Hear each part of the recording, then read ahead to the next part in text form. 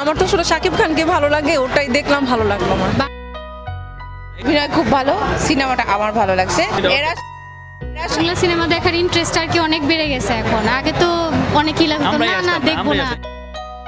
সবাই English movie দেখার দর্শক, কিন্তু এদের বাংলা মুভি এখন দেখার আগ্রহ হচ্ছে। সাকিবের একটা নিউ চেঞ্জ আসছে এবং সাথে নিশোর একটা কম্পিটিশন আসছে। আমরা দাগি দেখেছি, এরপরে দেখি বরবাদ দেখার ইচ্ছা আছে। আমার নিশা অনেক ফেভারিট, তো আমি এর জন্য ওকে 10-10 আমি আর উনি কান্নাকাটি করছি। বরবাদ দেখার ইচ্ছা আছে। আরফান